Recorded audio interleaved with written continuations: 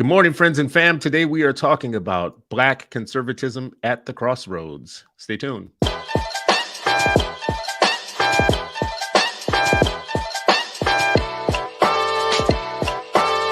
is Freedom Friday, and you're still not free.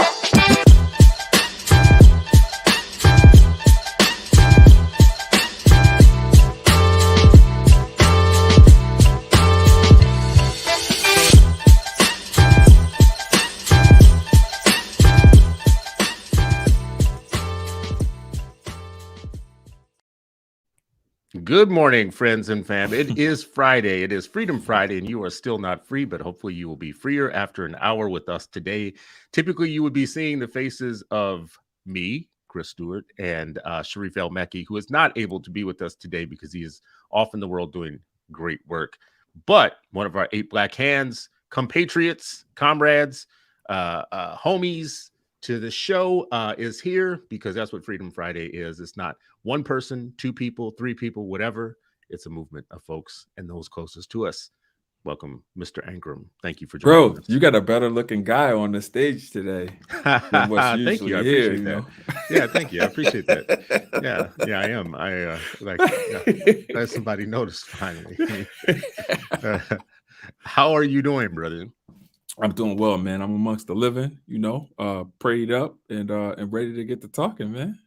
Cool. Well, listen, I want to talk about today about conservatism, Black conservatism, wherever you may fall on the right of center or right to the center spectrum.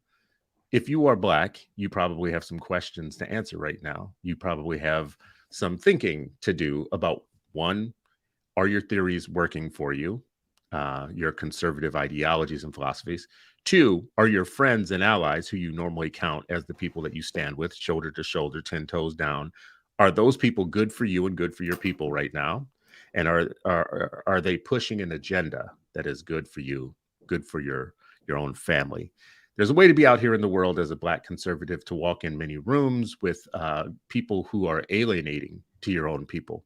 They are not looking out for your mom, your dad, your cousins, your aunts, your uncles. The policies that they are pushing sometimes have to give you cognitive dissonance, right? I'll just give you a for instance. If you are a Black conservative and you believe in small government and you believe in fiscal conservatism and accountability, you believe that governments shouldn't be bloated, all that, that's one thing. But it's another thing when you're sitting at happy hour, one of your friends says to you, hey, we're working on this voter suppression thing. We want to make sure that all your family can't vote. We literally want to make it so that they stand in line for hours and hours and hours, only in the Black districts and only in the Black territories. And, to really make it bad, we want to make sure that you can't offer them any aid of assistance, that no one can come out and offer them water or comfort while they're doing it, because we want to make voting painful only for your people. What do you think? So you're sitting at happy hour, you're having that conversation. I feel like there should be some, I don't know, there should be some dissonance in your head. But anyway, so Ray, you're a Republican. I'm a libertarian. I'm at battle with my own people right now. You are. I'm at battle with my own people. I don't consider myself let me change terms too. There are Black conservatives and there are conservatives who happen to be Black. And on this show, I have made this distinction multiple times. Black conservatives who believe are the people who believe that we must conserve the things that have worked most for us, the best thinking, the best strategies, the best we have accomplished in life. We have to keep those things in view as our primary way of engaging with the world. So that's Black conservatism. Conservatives who happen to be Black are people who have Black skin, but their conservatism isn't about preserving what has worked for Black people the most. Theirs is basically just white conservatism with Black skin. And those are 2 different groups of people, right? Booker T. Washington created 5,000 schools, was trying to uplift the Black race specifically, wasn't falling into these universal ideas of universalism and seeing that as white normed, white centered Western culture. He was trying to build the race. We have some other people who have come after him, like one on the Supreme Court, who he falls into the school, but I would the one on the Supreme Court is, yeah, that's what I was gonna say. The one on the Supreme Court is the opposite example. Yeah. even though Yeah. he said he read Malcolm X in college and and that was what he was working with, right? So, anyways, that's the setup for this week. What do you think about this moment in time, the crossroads? What should we be thinking?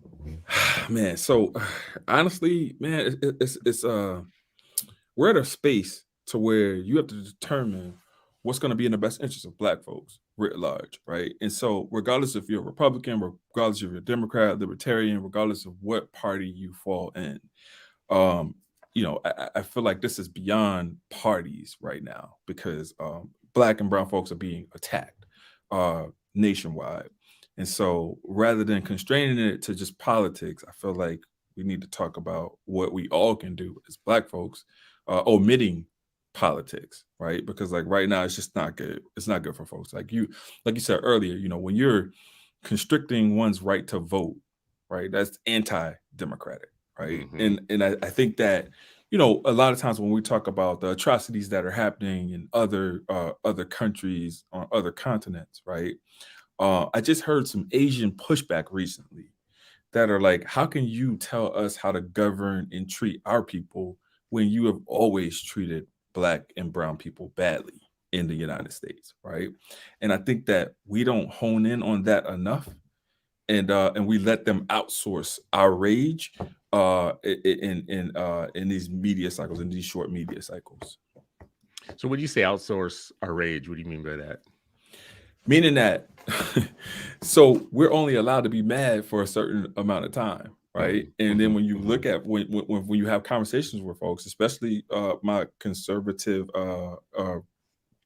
peers, white conservative peers, they want you to misremember history, right? Mhm, And mhm, so, and they also paint you out as they want you to remember up to a certain point, right? And forget about things that may have happened in the past. Like, why are you talking about the past? Like the past isn't as recent as, a kid being called a nigger yesterday mhm, in mhm, a mhm, school, right? mhm, And so we have to now live with this trauma throughout our lives, right? That affects mhm, our health, affects our relationship with other Black folks. It's just condemning, right? And mhm. so it's a lot to carry as being a Black man in the United States. You know that. Yeah, it asks too much of you in some ways. Like, the idea that, for instance, we talk about education. That's what we care about. We care about the education of children. You think about something like discipline and the disparities in discipline. You bring up that conversation, and people in our field you'll instantly see where they exist on the political spectrum by how they engage with that conversation. So there's a group of people who will say these disparities prove that the system is unequal, has some problems in it, Of right? course. Like the Mhm. and the response instantly will be, just because there's disparities doesn't mean that they're racist disparities, though. Like, maybe your kids are Right. bad. Maybe your kids are doing more wrong stuff. Mhm. And if you're on the Black conservative side of that, you have to kind of put a part of yourself in your back pocket and just kind of sit on it, right? Like, because the idea is, no, the systems are racist. Like, literally, yes, they're disparity. Let me just say this: when Obama created guidelines for all of that discipline stuff in schools, when he Mhm. created guidance, he provided research that showed controlling for everything else, it's still unfair. There's a two-tier system of Mhm. discipline where Black kids are actually getting punished for things that white kids wouldn't get punished for. That's 100%. different than having the argument of, maybe you're just like bad people. Maybe you just have more badass kids, right? Mhm. So if you're a Black conservative, you have to shut up about that. You can't No, really no, talk you don't. anymore about it. Oh, you No, don't think no, so? You no, don't think hell so? no. What? No. Like so I look at discipline through a lens, right? And so the lens is, how are we, so we, and I was thinking about this, right? And I was thinking about this even for an episode of The Hands, right? When we look at like when we look at the makeup of teaching, right? We're seeing that it's 85% white people that are teachers, right? Hmm, hmm, We know that the majority of students in the United States now is leaning towards people of color, right? hmm, So like hmm, we're the majority of folks being educated, right? And so when you look at the things that kids are getting sent out for, Black kids are getting sent out for, right? When we say, oh, well, this kid was disrespectful, right? And then when you go into the class and then you see, because I have a school that's pretty diverse, and you see some of the behaviors that are being exhibited by other students, and you're like, wait, how is that disrespectful and how is this not disrespectful, right? And I think that the reason why some folks look at things as being disrespectful is because they only look at it through their lens, right? So like if you're looking at it from your background in terms of like, you know, how your parents have empowered you to use your voice and do these types of things, and it doesn't allow you or afford you to be able to look at other races and how their parents teach them to advocate, then of course you're going to lean towards what you're most familiar with, right? But what makes you a good teacher is by you allowing yourself to kind of not for you allowing yourself to be able to understand other races and want to do that, right? I don't think that a lot of people want to do that. I think that people are comfortable with being who they are and showing up how they show up and helping the kids that they want to help. From a policy perspective, though, there is a conservative need to say that the system isn't completely racist and that many of the outcomes can be explained by personal responsibility, by things that are, you know, like your own behavior, right? So that is one of the battles, I think, between the conservative thinking person or the Republican person and other people, is that they don't want to believe that the system itself is racially biased because they don't want to believe America is racially biased, right? So you have a Tim Scott, right? Come out. We've talked about Tim before, right? Congressman Tim Scott. Yeah. They trot this dude out after a speech, I think, by Biden or whatever, to say America is not a racist country, right? Yeah. That was We've wild. made so much progress and we are so awesome and whatever. Yeah. And I feel like it's the Manchurian candidate when I look at him, because I'm like thinking to myself, why is it important for you to, why is that message important? We're not racist. It's not a racist country, blah, blah. That's not for us. That's not somebody, he's not speaking to us in that moment, right? No. He's speaking to about 15% of blacks that vote Republican. Yeah, if it's even that high. I mean, I thought it was 12, 13, may have went up. Well, no. It probably went down. Yeah. I'm talking like post Bush and post Reagan and Bush. Yeah, it was around 15%. So that number is like dwindling. But you know, having those black faces in those places and whatnot allows them to keep that percent of folks. But you know, also they're talking about around 30 to 35% Hispanic vote as well.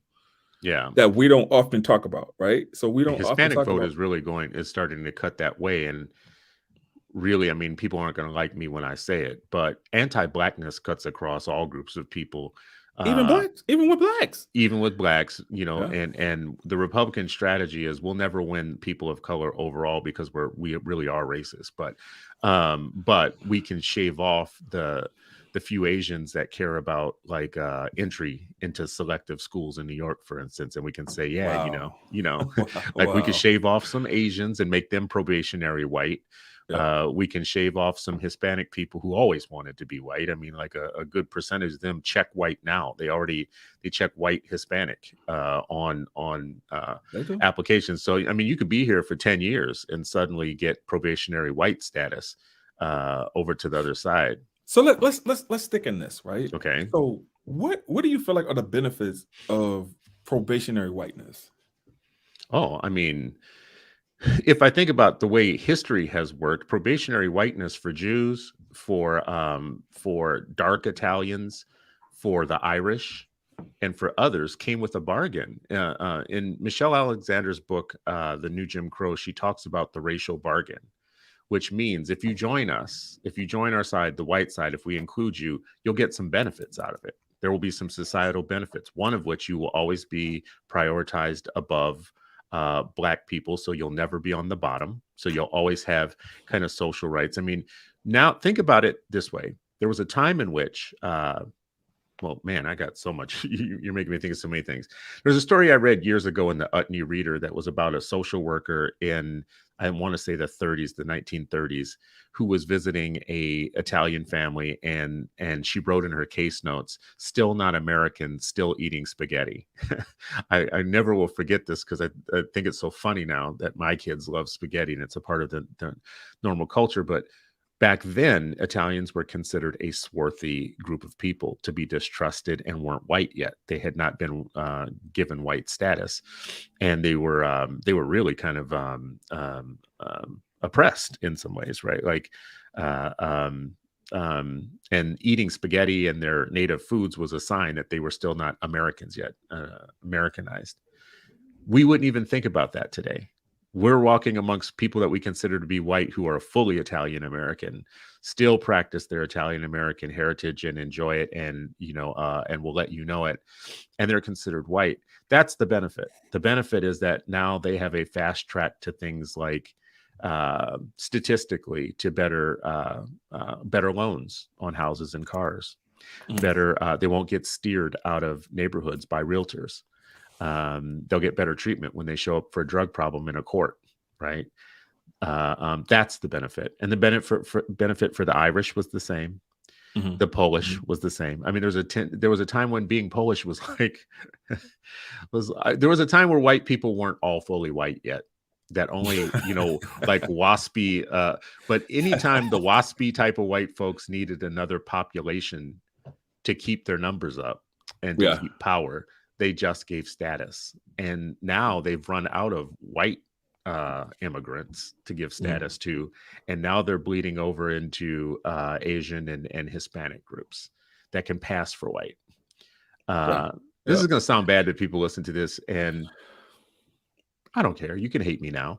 It's just history. It's not even about it sounding bad, bro. It's the truth. It's what's happening, right?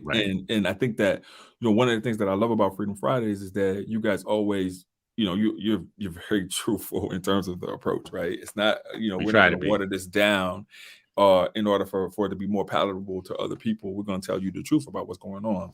And so, when I think about the party that I'm currently in, right, I think about two sides of the party, right? So, I feel like you have the Trumpists, right, the faith and flag conservatives, right, and his appeal to poor whites is what continues to get him over the edge, right? And so, it's along this idea of if you're poor and white, at least you're not black.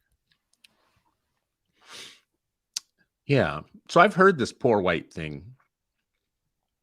But it's very empowering in some ways, but actually he did better with white college educated people who make $70,000 or more. We keep forgetting that part. Like no. Two things can be true. Two things can be true. Two things can be true. I guess I forget that sometimes. Three things could be true. Yeah, absolutely. But then also, you have the what I call the committed conservative side of our party. That more leans towards a Liz Cheney and like a Michael Steele, right? Yeah. And so when I think about when I think about black conservatism or whatever, I think about Michael Steele, right? Because like Michael Steele is has a common sense approach to looking to being a Republican, right? Like he's able to call out the racism, right? And he's working from within. The problem with that is that there's so few Michael Steeles. Well, I mean, I feel like there's less room for a Michael Steele now actually to get that probationary status for a black person. Like for a black person to get probationary status in white America now, and especially in the GOP, they have to be particularly more slack-jawed than the other, because they have to prove without a reasonable doubt that they're not going to fall back into their Negro habits. Their Negro tendencies. So whereas an Italian or an Asian or a Hispanic doesn't have to prove so much because they're not black in the first place, to be a black accepted, you have to be Tim Scott. You have to be out here speaking with a slack jaw, really willing to put your people's best interest in your back pocket and suck it down like the worst of the worst.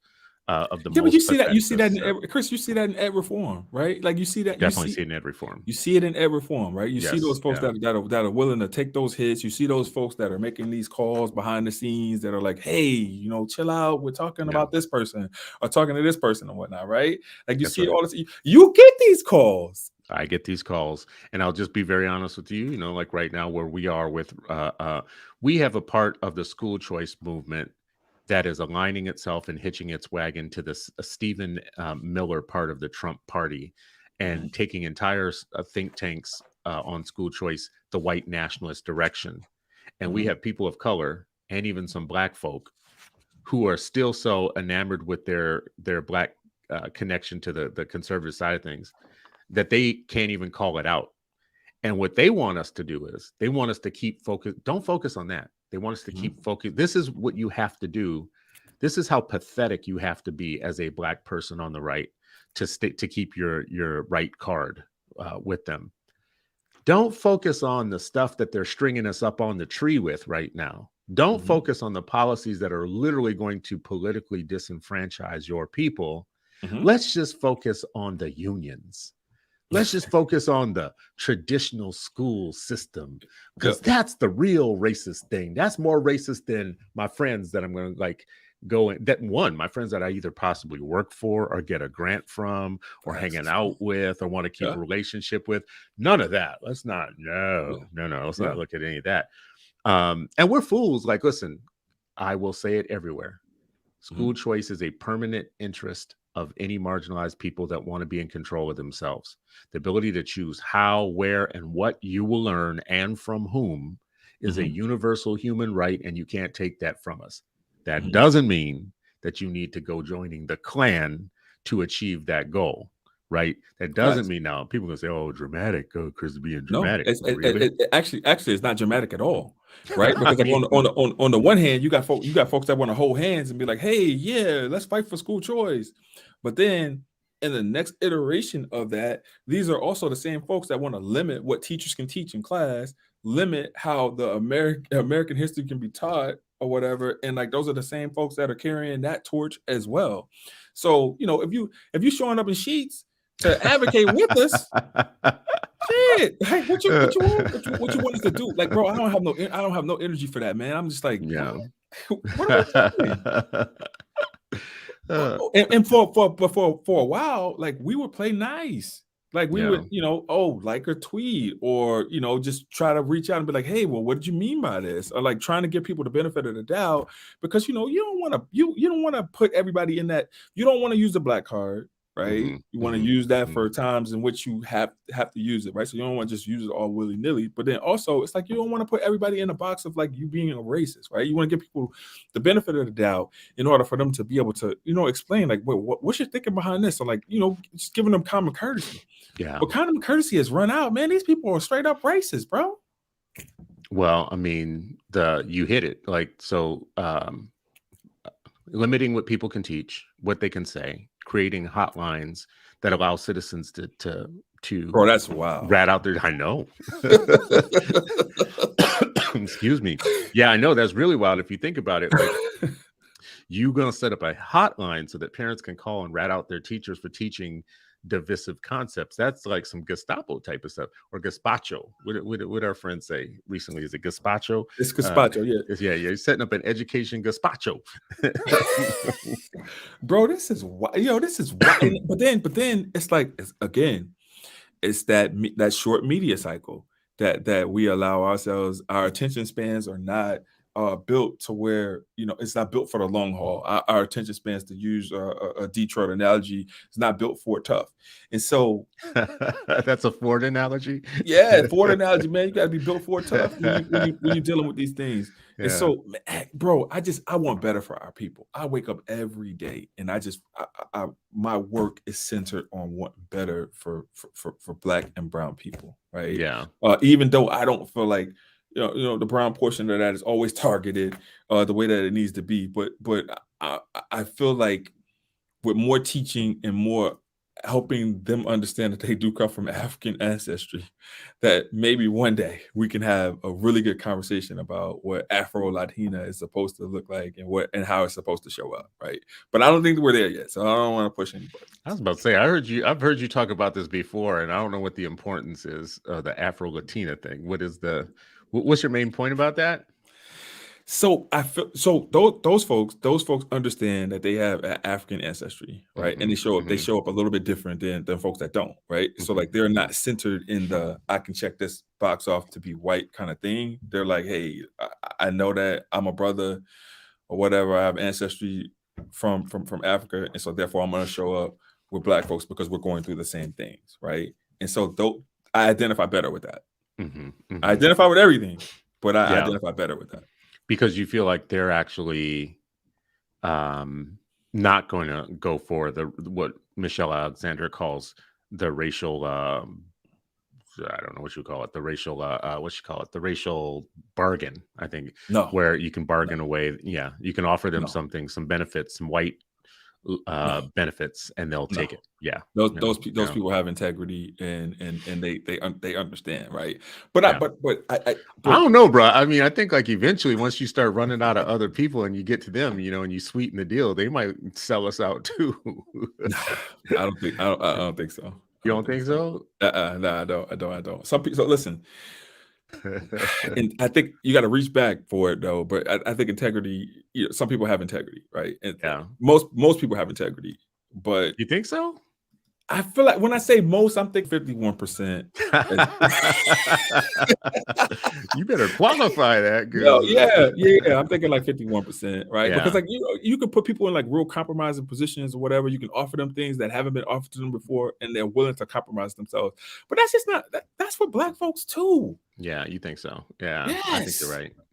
I think you're right. I think, well, I mean, there will be a way to get some of us to sell out. When I talked earlier about the Black conservatives that I know, or the secret conservatives, they talk a good Black game. They collect a Mhm. lot of checks that that they are afraid of losing if they step out and say too much about the things we're talking about today. So Mhm.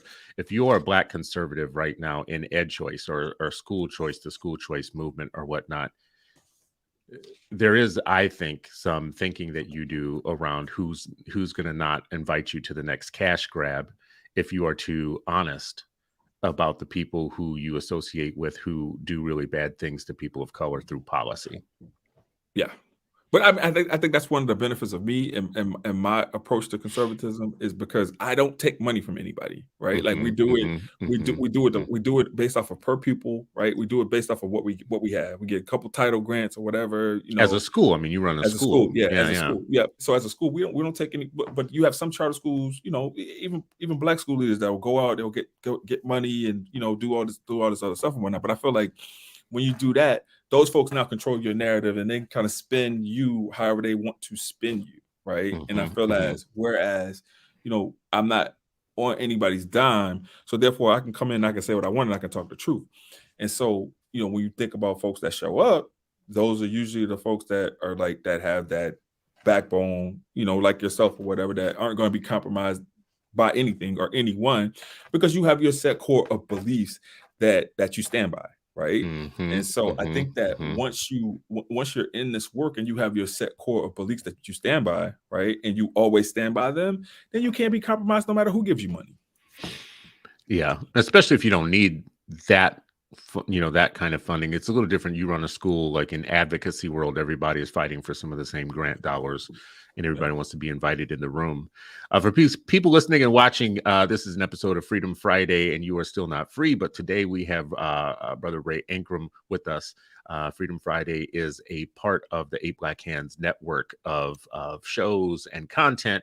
Mama Toya, who is in our comments this morning, is making sure that we remember that the 8 Black Hands has a literary society, and you should join today. We also have a Patreon. If you just go to Patreon and look for 8 Black Hands, you'll find us, and you should join us, because we're forming a national movement of Black thought across lines of division and across lines of politics and whatever. If you care about our 8 million Black students, then you should care with us together.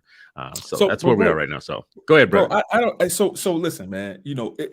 We don't often we don't toot our own horns in terms of the work that we do, right? And I know the work that you do. Like folks that are listening, some of them may know, but a lot of people may not know, right? Like I know you as a person that when you're in these rooms with folks, you don't mind mentioning other people's names, because that's just who you are and that's what you do. You don't look at it from the perspective of, well, if I talk about this person and the work that they're doing, then I'm going to lose money and I'm going to lose funding or whatever. Like, you're the type of person that's going to put everybody that has a value add that can help this Black choice movement, right? And so that's what I love about you, and that's what I appreciate about you, right? It's never been, even when people don't do you the right way, you still will go out on the ledge for them and be like, hey, listen, you know, I know that this person has some value, right? Like, you see value in people that me and Charles will never Stop ever it. Stop it. Stop it. but you're not a hater, right? Like, you're not, until somebody like crosses that line that you have drawn in the sand that goes against what your core beliefs are. That's the only time when I see you get hype. Well, I mean, I hate injustice the way that God calls us to hate injustice. I love imperfectly the way that God commands us to love people the best that we can, but we are imperfect. We get caught up in ego and division. And I do believe in evil, and I believe in evil in the world. This is a conservative thought.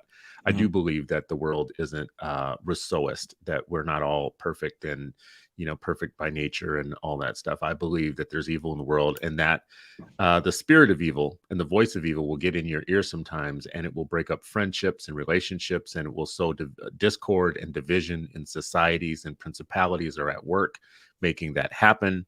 And we play along sometimes like puppets because we don't understand the intoxication of the spirits that are in us. So anytime that we are spouting something that is divisive or meant to tear people apart, stoke grievance, stoke hostility, decrease understanding, we know that we're on the wrong thing. Like, we're being intoxicated by the wrong thing. In our world, when it comes to education, politics, and everything that we're talking about, that shows up for me in terms of things like the CRT battle.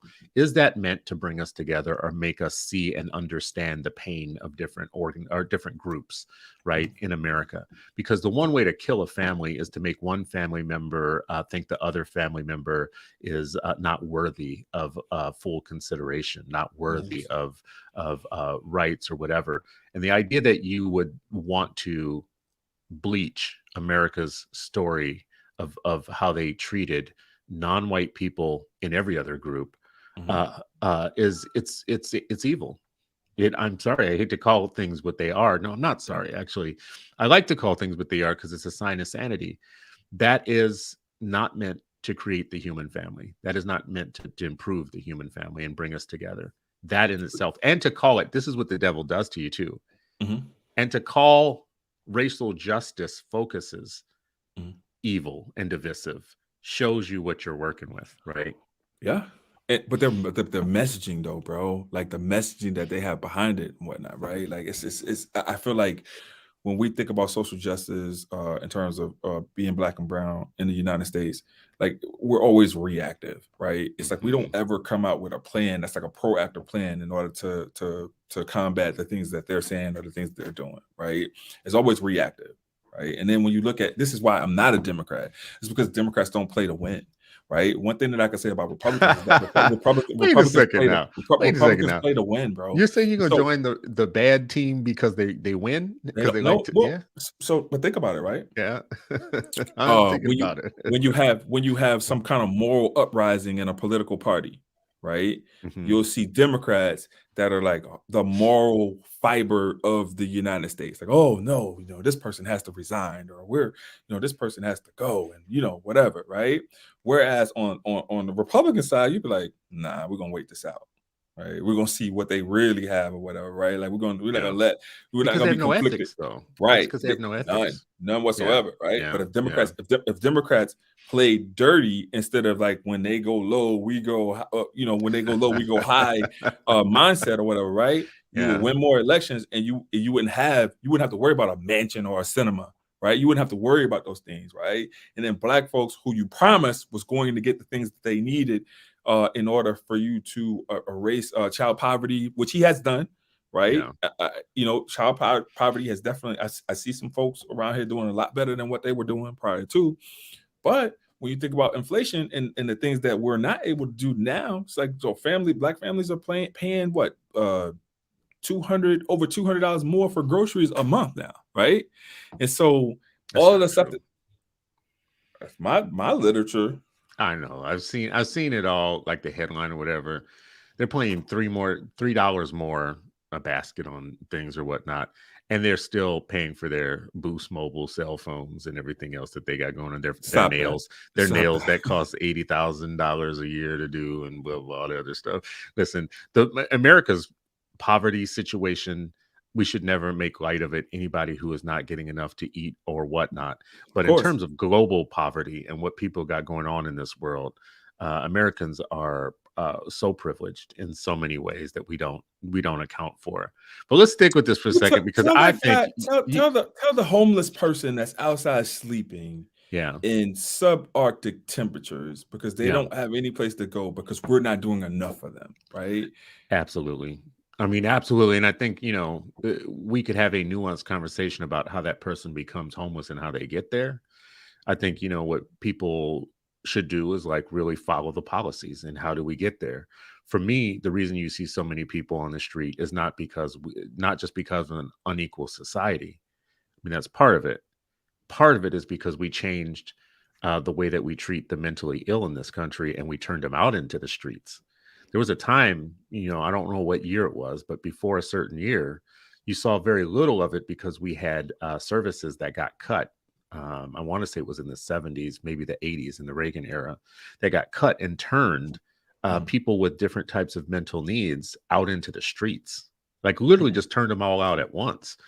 And there was large group of veterans and people who had previous issues that would have been taken care of that suddenly were no longer taken care of. And then now mhm. we act just like homelessness came out of nowhere because we're so used to it now.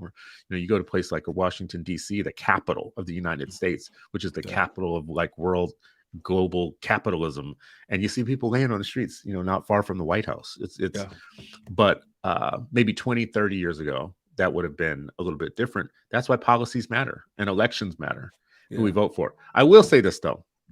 You just mentioned the two parties, and out of the two, you picked the Republican Party because they like to They play to win, win. even if they kick you in the teeth to win, which is the craziest thing I've ever heard. Like, I want to go with the winning team. I don't care how they win. I just want to go with the winning Want team. to win And chips. listen, you know what?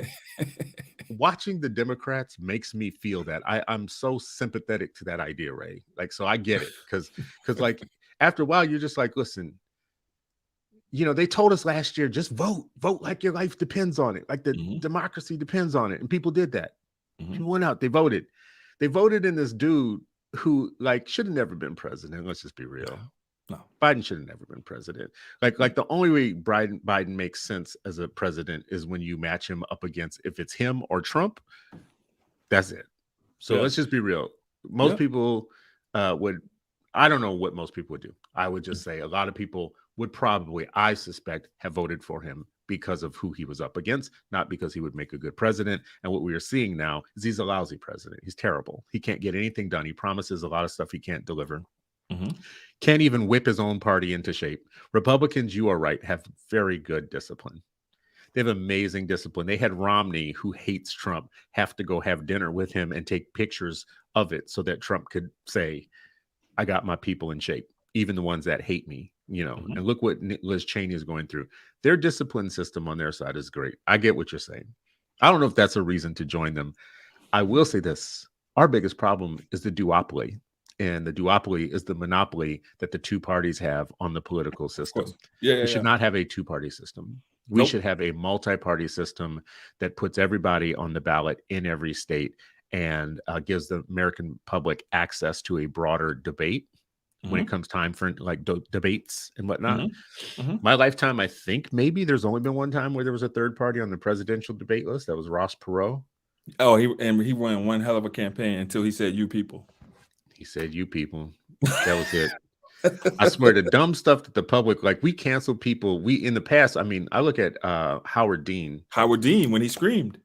He made a no. He just made a noise. If I played Yeah. that for the public, that's so crazy. But Oh, that's not presidential. But then you give not presidential. Trump, but you give Trump 4 years. Bro, like I was watching some clips just recently of Obama catching hell for his tan suit and for Mhm, his gangster fist bump he did with Michelle mhm, once and mhm, all these mhm, things. And mhm, then you have a dude who comes in whose wife has like naked pictures on the internet, and he's married 5 times over, has kids by multiple different ex-wives, and is on record saying things that like just are so crude about female genitalia and all this stuff. And mhm. there's none of that talk about him, in the way that he wasn't canceled. As a matter of No. fact, he started a whole ass movement. But where I was going with this is I actually literally think that the Libertarian Party is the best party for everyone. It's the best Really, party. Oh yeah, without a doubt. bro. So listen, I need you. Without a So doubt. I need you to explain that for me in the context of one of the biggest proponents for school. One of the biggest fighters for school choice right now shows up as a libertarian, but he I mean, a also lot of shows. school choice people are libertarians. But I the one don't know that I'm which one thinking you're about, talking about. Are you talking about the one, Cato Institute and Neil yes, McCluskey? Yeah, yeah. yeah. And I think Neil and I disagree on some of this nuance that I think does come down to race-based disagreement, except for I actually believe he's got the most kind of center of the road, see all sides perspective out there Mhm. because he's a But it's libertarian. but it's no, I don't think it's because he's libertarian. It's It's probably because absolutely because he's libertarian. It's part of the libertarian principles is I do me, you do you. That's like really the party slogan almost is like, let me do me, I'll let you do you. Don't get in my way. If I want to use a drug, if I want to, there should be no war on drugs. Like I don't want nuisance laws. I don't want laws that tell me what I can and can't do, who I can love, where I can love them, what I can do with my medicine, what I can do with my body. If you believe in freedom, the libertarian now there's gonna be people watching this. Let me say this. Yeah, I already see some people. There's gonna be people watching this who have all the wrong ideas about what libertarianism is, and Set us straight. who are going to associate it with republicanism and culture wars and cultural warrior stuff. And It's very close. It's very closely aligned right now. it's as closely aligned to the left as it is to the right. If you Really? talk about issues of drugs and issues of law and issues of police officers and the way that we are supposed to have our rights respected, our right to privacy, our rights against unreasonable searches and seizures, our rights to not be stopped by the police and ask for our ID at any time when we haven't committed any laws or whatnot. Libertarians would look at a situation like Philando Castile and be outraged by it. Conservatives won't be. Right? Conservatives and Republicans will look at that and say, well, yeah, I don't know, maybe maybe he didn't talk the right way to the officer, or maybe he didn't, we back the blue or whatnot. Libertarians aren't back the blue people, right? So this is like, it would take a deeper conversation. Sharif and I had this conversation once because he's an independent, you're a Republican, I'm a libertarian, Charles is a Democrat. On the 8 Black Hands, you get the full spectrum of brothers. I just want to say, I represent the political ideology that's probably the most right out of the 4 of us. Nah, no, sir. And the party that I think actually would save us all and make us more free if we went us that. all and make us all free. So I guess a question that I have for you, right, is that we have these conversations on air and off air about just like having a choice of where you can send your kids to go to school. I think one of the choices that we don't talk about enough, and we're starting to talk about that more, is zip code choice, right? And so like me having the ability to go out and buy a house in a good school district, right? I'm now making a choice to buy that house in that school district so my kids can go to that school. Not everybody has that choice. Not everybody should have to have that choice because every school should be a great school, right? But let's talk about culturally affirming schools, right? Okay. And so, in thinking about having culturally affirming schools, you have folks that are libertarian that will then call you a segregationist because you want your kids to go to culturally affirming schools. Explain that to me, sir. Well, I mean, that will mostly come from the left, right? Not the left, right? That will mostly come from the political left. Correct? So the idea that if you want culturally affirming, for instance, if you want culturally affirming charter schools, Minnesota's charter schools, first of all, I want to keep saying this so that people know it. Our charter schools are different than probably yours are wherever you are. Ours are really homegrown and they come out of communities, ethnic communities oftentimes. So we have ethnic communities creating their own schools.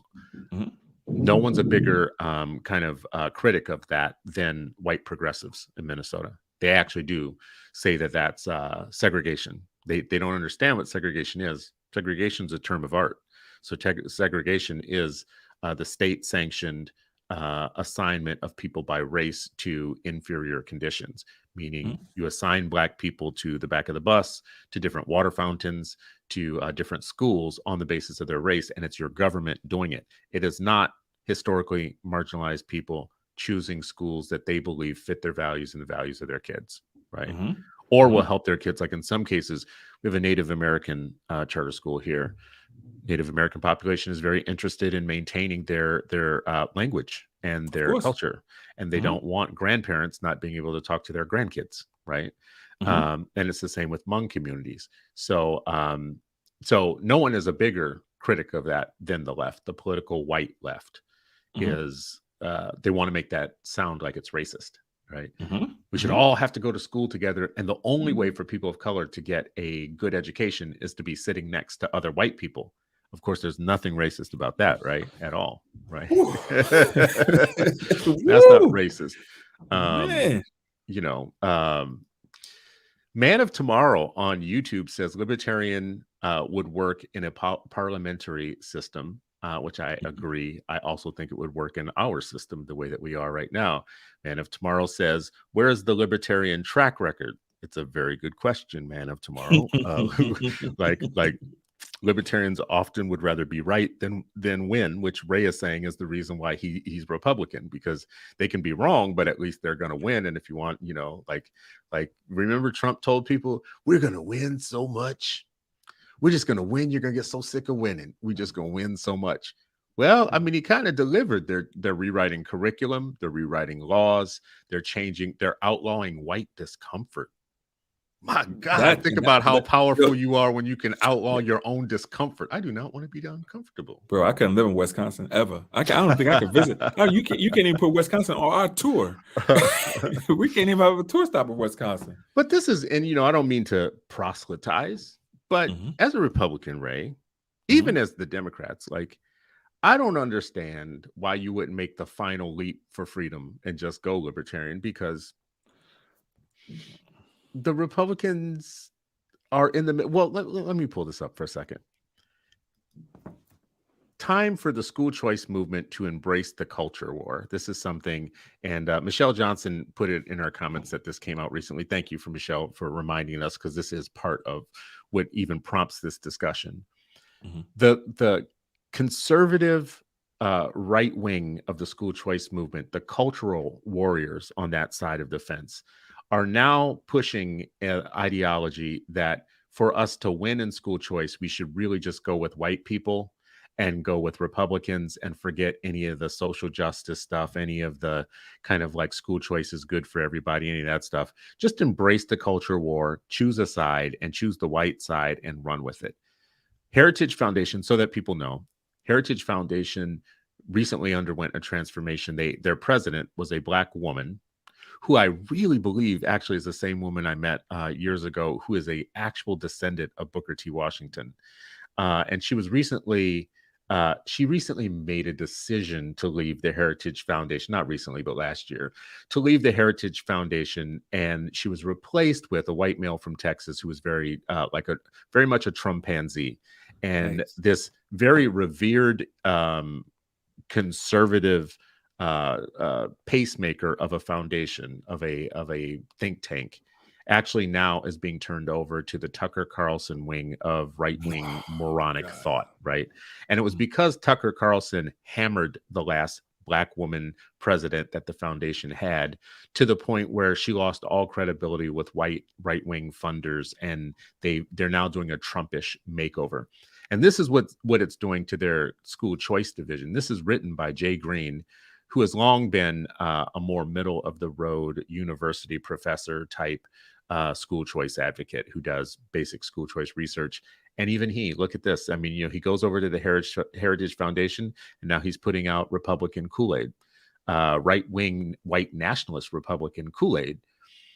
I, as a Black person who has kind of independent thinking, I don't know what I would do if I was at the Heritage Foundation now as Black. Now, we don't have to worry about that, because I went through their lists and lists and lists and lists, and out of a couple of hundred people, I couldn't find a Black person. Out of hundreds of photos of who works for them or whatnot, couldn't find Black people. So I don't think I would have to worry about that being Black at the Heritage Foundation.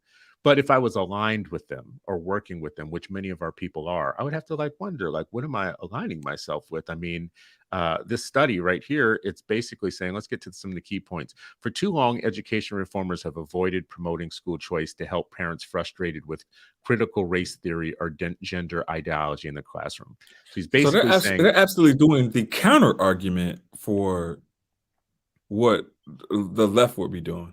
he's basically saying, yes, he's basically saying we should sell school choice as a way to get out of diversity, inclusion, critical race theory, anti-racism, and acceptance of people who are whose gender identification is in the unfavored groups, the ones that we don't like as the right, as the white right. And he's basically saying the data, the Heritage Foundation has data that shows Americans not only oppose the woke agenda in schools, but they are also the same people who are more likely to support school choice. So people who are against the so-called woke agenda. Now, listen, there wasn't very long ago that a revered institution, a revered think tank that puts out scholarly document would not even put words like woke agenda necessarily into a supposedly scholarly piece of work. So this tells you the extent to which they've sold their souls to the idiocracy, right? They're firmly being led by their idiots now.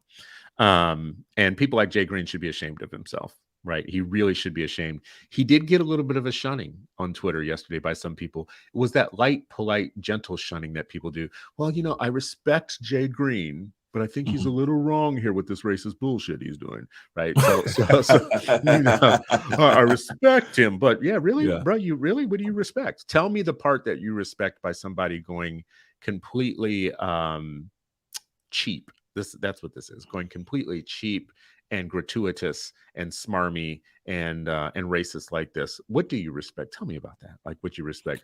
Anyways, he loses any libertarian credibility he would have had, because passing speech codes, laws at the high level that say thou shalt not teach this about America or American history, violates every libertarian principle we could possibly have.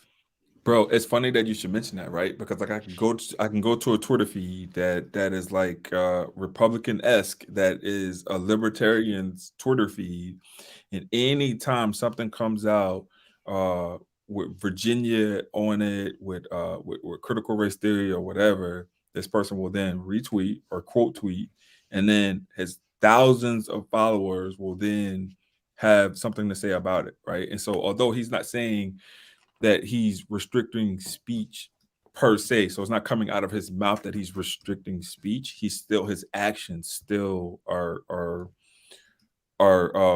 kind of swaying to the side of him doing that. I bet you're talking about Corey DeAngelis. I don't know if you're talking about Corey. Bro, and Corey's the homie, but Corey's the homie. But he's not my homie anymore. I used to support Corey a lot. And Corey, for the longest time, did a very good job. But Corey's not a libertarian on this issue at all. He can have all the, like, he's got Cato Institute and Reason Foundation in his bio here or whatnot as an adjunct for them. But he's completely betraying. He's fallen into the trap of going what's politically expedient, which allows him to retweet, as you're saying, things that are deeply offensive to libertarian values. So the whole CRT thing, for people like him, look at this. Corey has 88,000 followers now. He went from maybe we was 10 rolling or with 12 or 15. With Corey when he had about 10 to 15,000 followers. 10 to 15,000. Racism is a hell of a drug. When he started getting on issues like the white grievance, white anger, CRT, school choice as a way to create a refuge away from the diversity and inclusion, his numbers went through the roof, and this is where he is now. So, I don't know if you remember, right? But like there was a time, because remember we brought Corey on the hands, but prior to that, like he wouldn't touch CRT. Like I would hit him. I'd be like, yo, you know, what are your thoughts on CRT? And he would hit me and be like, I don't know enough in order to be able to have an opinion one way or the other, right? Yeah. And so then all of a sudden it went from like not having an opinion to where it's just like, well, not that he came out and voiced the opinion, but just like retweeting things that probably I would never retweet if I didn't have an opinion about it. That's right. So it shows kind of complicity. Even though you're saying, listen, I don't like, I don't think, I mean, when him and I first started talking about this, he was still in the position of, well, listen, I'm not trying to say that I'm for that stuff at all. I don't think that I'm for that stuff. I'm just for choice. And I think parents should have a choice. And I'd be like, well, yeah, you and I agree on that. Like, we agree. We should have a choice. And slowly but surely, like, it was too seductive. The ability to get on that train for clicks and clickbait and to increase your following. I mean, when I say racism is a hell of a drug, racism will get you clicks. White grievance will get you clicks. Angry white moms in the suburbs who are freaking out because their kids are learning about Dr. Martin Luther King or Ruby Bridges, or because there's such a thing as Black History Month instead of White History Month, or All Lives History Month, and whatever. That's too seductive. It's like too powerful. Like for some people, for people who lack internal fortitude and moral values internally, it's too seductive. Especially for atheist people. And I just want to say libertarians to come in a few different strains. One of the more negative strains of atheism is the Ayn Randian selfishness is good, greed is good, dark forces, Darwinian type of libertarianism. I don't subscribe to that at all. I think it's kind of like anti-God, anti-human, anti like beloved community and world. So I just want to be real about that. Mine is a peaceful libertarianism. Anyways, we're coming up on time shortly here, but I'll give you like a couple minutes here. I feel like I was just really selling libertarianism as the way to go for us to be the freest we could possibly be free. And I want to hear from you. If like, tell me like what you would sell with your party there, man. What's the selling point? Help me understand. I'll take notes. Like we can share these with people. Take notes. Take notes. Yeah, I'll take notes. So usually from the party that plays to win, right? Okay, it takes us a little. For in terms of like the moral piece. Like I feel like it takes us a little longer to get there, but we do ultimately get there. For example, right? You got the leader, Leader McConnell came out and he called January 6th. He called it what it was. It's an insurrection, right? Yeah. I saw that. I saw that too. Yeah, it was something that he had to do because you have Trump that's out talking about the big steal and like all these other things and like being complicit in terms of not handing over the power. But then not to be all over the place and whatnot. You go to Mar-a-Lago, you got 15 boxes of items that you should have never taken from the White House, right? Not that that's helping me in terms of getting you to join the Republican Party. Not at all. That's just me being real, bro. Yeah. Like, listen, we voted this guy into office. This guy was voted into office, not we, because I didn't vote for him, but he was voted into office by a lot of people, right? A lot of people still follow him. Mm-hmm. And so even though you see the things that are happening, you see other folks in the party that are like breaking away because it's like, all right, well, my moral conviction is going to be more to me than winning an election with having to get this endorsement from this guy, right? It's starting to kind of shake apart. I think about 8 years from now, it'll be really good for you to be a Republican because I think we'll be back in 8 years. I'm gonna wait it out because I think that my tax refunds and the way that the way I move is probably gonna be better for me to be a Republican, but we'll see. There's just so much wrong with that.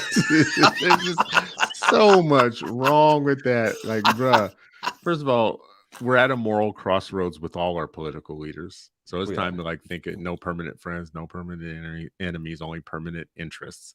All of our leaders are failing us too. I want people, if people take away any message from this right now, there is a partisan message that we have here. I'm very much a libertarian, and I think that I think the two other parties have lost their way and they are failing us in dramatic fashion. Okay, so I'm honest about that. But really, take partisanship out of it. All of our leaders are showing that majority of our leaders are showing that they're not right for the moment. We're in the middle of something very deep that requires our leaders to be out front, leading us to our better angels, leading us to solutions, breaking down problems and replacing them with like new systems that do new things. And instead they're leading us all kind of wacky different directions, to hate each other, to be mad at each other, to be screaming and, whatever. And listen, I'm not a saint. I play my part in it. Yes, you do. I play my part in it. I choose violence at times. I think I choose violence for good. Like, I feel like, my model in my mind at all times, I don't know how other people relate to their faith, but I have models from out of my faith teachings, like what I have learned. The model of Jesus overturning the money tables is one that has stuck with me for years and years and years. There is a just reason for God to overturn your tables in those situations, right? And so I ask about my anger. Is it just, or is it in line with trying to create a better world, or is it just being kind of, angry? So, Yeah. All right. Well, I think, I think it's clear to most people watching this probably that I was right, and that libertarian is the way to go. For Parliament. Yeah. For Parliament. Yeah, in a Parliament different society. Funkadelic. Yeah, in a different time and place and reality system. Well, listen, man, I appreciate you for coming on, for filling in for our good brother Sharif El Mekki, who is traveling today and isn't able to make it. Obviously, it's not even really a fill-in. We're brothers. We're all part of the same network of 8 Black Hands. For people watching, this is an episode of Freedom Friday. We are part of the 8 Black Hands network of content development. And another part of that is our literary society. And Mama Toya, again, I just want to make sure that I always see her and shout her out in the comments to remind us to say this. So if you go to our Patreon, if you go to Patreon, you search for 8BH or 8 Black Hands, you'll find our Patreon. There's more information about our literary society there. They are currently working on a book, and she's going to kill me because I don't know what the book is right now. Faces at the bottom of the well. Faces at the bottom of the well. Derek Bell's Faces at the Bottom of the Well. We also have a book club that we are running on Thursday nights. And if you want information to that, send me an email at it's hello@christopher.icu. And you can just tell me that you're interested. The book club is around Sean Dove's book, I Too Am America. And I think it's a meditation on leading and learning Black men and boys. And Sean is actually joining us for that book club. So if you're interested in that, shoot me an email. We'll get you all the information that you need. I also have a couple of copies of that to send out. So if anybody wants to read the book and join the book club, I have a couple of copies I can send you. Again, email me, hello@christopher.icu. Now, people watching this show are going to say, like, Christopher, you have had like 80 million different email addresses, and this is yet another one. Yes, it is. Yes, it is. COINTELPRO is real. I have to keep it moving. Hey, you can send them my book. I got the Kindle version, and I prefer the digital version. I love the digital version of everything. I buy 2 copies sometimes. I love the digital version to be able to cut and paste and keep my notes straight for quotes out of books. But I also buy the hard copy because authors give me a hard time for buying their Kindle copies. So the Kindle copy of this book is only like $8, so you can support Black authors with $8. I think that's all the stuff that I have to kind of plug and play on today. As always, I love to see the friends and families: Michelle Johnson, Tanae Hamilton, in the timeline there, Cynthia Rose. Of course, we had Elaine Wells and Mama Toya in there. Our super producer Josh Israel Stewart is in the background cheering us on and also heckling us as one does to people that they know who have shows and podcasts. Emory Edwards was in there too. Good to see you, brother. Good to see you, and Becky Brown. Thank you all for joining us today for another episode of Freedom Friday. You are still not free, but hopefully you're freer now than you were when we started this conversation.